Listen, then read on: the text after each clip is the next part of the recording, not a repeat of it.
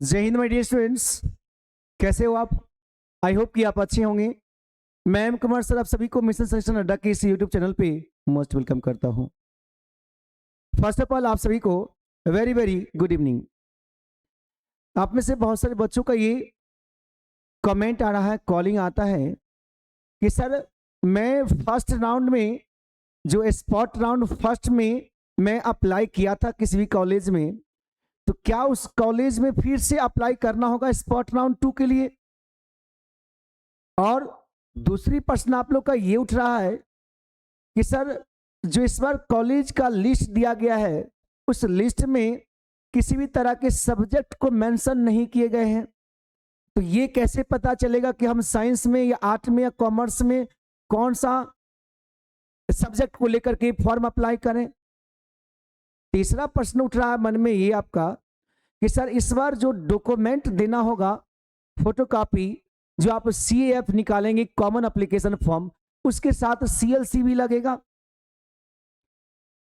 ये कुछ प्रश्न आपके मन में बार बार उठ रहे हैं, इसे लेकर के आज इस वीडियो में मैं डाउट आपका क्लियर करने वाला हूं, एक एक स्टेप बताने वाला हूं कि कैसे आप स्पॉट राउंड 2 के लिए अप्लाई करेंगे और उसे कई बेहतर तरीका से आप जानिएगा आज की इस वीडियो में।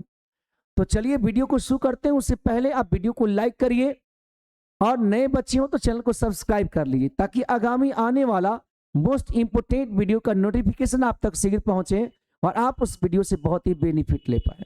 तो चलिए वीडियो को लाइक करिए और जानिए। सबसे पहले आप जो नोटिस अब हम टेलीग्राम पर मिशन सिलेक्शन अड्डा के टेलीग्राम पर एक नोटिस हम आपको सेंड कर दिए, आपको ये नोटिस पढ़े होंगे और बहुत सारे बच्चे नहीं पढ़े हैं तो उनको लेकर के बहुत उनको मन में डाउट उठ रहा है।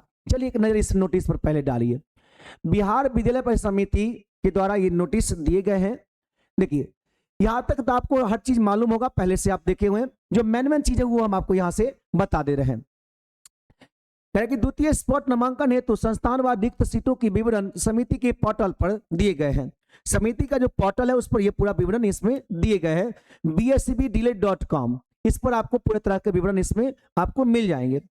अब यहाँ पे गौर करेंगे, सरकारी संस्थानों में द्वितीय स्पॉट नामांकन हेतु डीएलएड संयुक्त प्रवेश परीक्षा 25 में उत्तीर्ण एवं विज्ञापित संख्या PR 305 2025 में वर्णित योग्यता पात्रता धारण करने वाले निम्न श्रेणी के अभ्यर्थी पात्र होंगे। कौन कौन सा, चलिए इस पर हम लोग बात करें।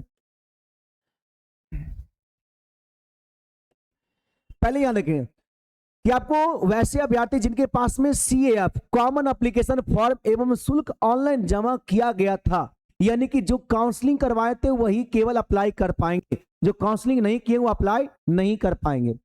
किंतु उनका चयन किसी भी चरण में नहीं हुआ अथवा वैसे अभ्यर्थी जिनका चरण प्रथम द्वितीय तृतीय चरण में सीट आवंटन हुआ था किंतु आपको संप्रति नामांकित नहीं हो पाया, यानी किसी भी कारण क्या हुआ, नामांकित आपका नहीं हो पाया, कोई भी कारण आप डिस्टेंस की प्रॉब्लम हो या कोई और प्रॉब्लम से एडमिशन नहीं लिए, आपको सीट अलॉटमेंट किया गया था फर्स्ट सेकेंड और थर्ड राउंड में, कोई बच्चे एडमिशन अभी ले सकते हैं।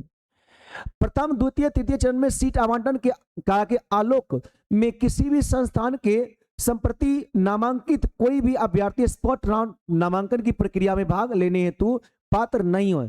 अगर जिनका हो गया एडमिशन वो फिर दोबारा यहाँ पे आप एडमिशन नहीं ले सकते हैं, इसलिए पहले से वो जांच लेंगे। प्रथम स्पॉट राउंड में नामांकित अभ्यर्थी द्वितीय स्पॉट नामांकन की प्रक्रिया में भाग लेने के लिए पात्र नहीं होंगे। जिनका फर्स्ट स्पॉट राउंड में हो भी गया वो भी नहीं लेंगे भाग। ओके, आइए अब यहां से निर्देश कुछ दिए गए हैं, देखिए समझिएगा कि आपको यही सबसे बड़ा चीज है जो आपके लिए बहुत डाउट उठ रहा है कि सर यहाँ पे नहीं लिखा गया स्ट्रीम, साइंस नहीं लिखा गया, आर्ट नहीं लिखा गया, तो क्या हम वहां पे अप्लाई कर सकते हैं कि नहीं कर सकते हैं? तो ये चीज आप यहां से पढ़िए। अच्छा, निर्देशक शोध एवं करकी प्रशिक्षण शिक्षा विभाग बिहार पटना के पत्रांक 127 दिनांक 12/1/2023 के आलोक तृतीय चरण की समाप्ति के बाद विज्ञान विषय अथवा कला व वाणिज्य विषय में संस्थान शेष रह जाने पर जिस विषय में अभ्यर्थी शेष हैं, जिस विषय में अभ्यर्थी शेष है उस विषय के अभ्यर्थी का नामांकन रिक्त स्थान के विरुद्ध विरुद्ध लिया जा सकता है। मतलब ये समझिएगा, वहां सीट किसी का भी खाली हो, आप वहां एडमिशन ले सकते हैं। अगर मान लीजिए वहां 8 का सीट खाली है, आप साइंस के स्टूडेंट हैं, तो कह रहे हैं यहाँ पे स्पष्ट लिखा हुआ समाप्ति की बात विज्ञान विषय अथवा कला व वाणिज्य विषय के स्थान शेष रह जाने पर, शेष रह गए, जिस विषय के अभ्यर्थी शेष हैं उस विषय के अभ्यर्थी का नामांकन रिक्त स्थान के विरुद्ध लिया जा सकता है। तदनुसार डीएलएड कोर्स संचालित के सभी संस्थानों के स्वीकृत सीट की 50% संस्थान विज्ञान, 50% स्थान जहां पर स्थान मिलेंगे किसको, कला व वाणिज्य के अभ्यर्थी के लिए आरक्षित रहने के प्रावधान का स्पॉट नामांकन हेतु शिथिलता किया जाता है। यानी कि आपको वहां पे सीट जो खाली रहेगा, अगर मान लीजिए साइंस का सीट खाली है और लास्ट में साइंस के स्टूडेंट नहीं पहुंच पाते हैं, तो उसके विरुद्ध 8 के भी स्टूडेंट का एडमिशन लिया जा सकता है उसकी जगह पे। अगर आपका 100 सीट है तो आप 100 सीट वहां फुलफिल करेंगे। ठीक, आइए इसके साथ में ध्यान रखेंगे कि किसी भी आरक्षित कोटि का आरक्षण की प्रतिशत पूर्ण नहीं हो पाता है तो उसे निम्नलिखित रीति और विनियमित किया जाएगा। यानी कि कोई भी सीट खाली अगर एससी का है, एससी के बच्चे नहीं जाते तो फिर दूसरे स्टूडेंट को दिया जा सकता है सीट, या स्पष्ट लिखा हुआ। अनुसूचित जाति एवं अनुसूचित जनजाति के बीच में एवं, यानी कि अनुसूचित जनजाति को अनुसूचित जनजातियों के बीच में आपको क्या कर सकते हैं, विनिमय कर सकते हैं। विनियमित मतलब होता है एक दूसरे का अगर नहीं यहाँ पे पहुंच पाए तो इसको सीट मिल सकता है। अत्यंत पिछड़े वर्ग एवं पिछड़े वर्ग के बीच में विनिमय संभव होगा, यानी कि उनको सीट मिल सकता है। ओके, फिर आगे कह रहा है कि अनुसूचित जातियों के उम्मीदवार जो भी है उनसे विनिमय हो जाएगा, अनुसूचित जनजातियों के उम्मीदवारों से विनिमय हो जाएगा, अत्यंत पिछड़े वर्ग के उनसे विनिमय हो जाएगा, पिछड़े वर्ग के उम्मीदवार उनसे विनिमय हो जाएगा, यानी कि सीट उनको एक दूसरे को दिया जा सकता है। इसमें लेके क्या क्या जाना, चलिए एक बार ये भी देख लीजिएगा।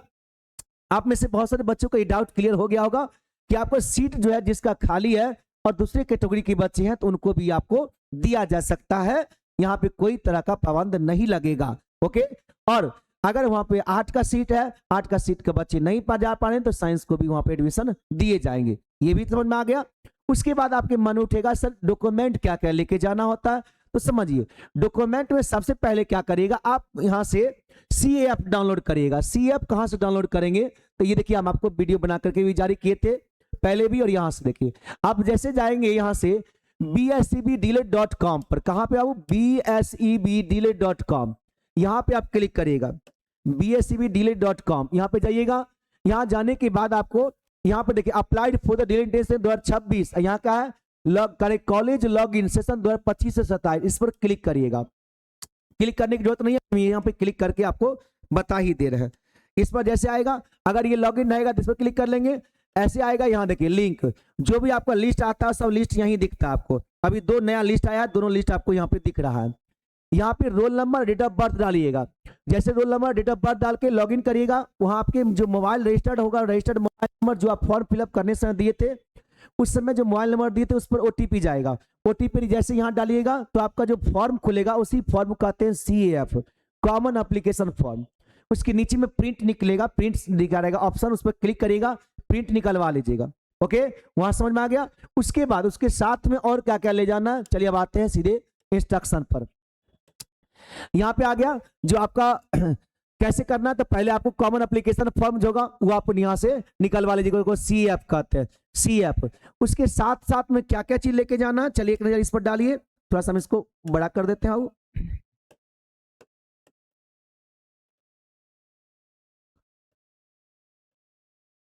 देख लीजिए एक नजर।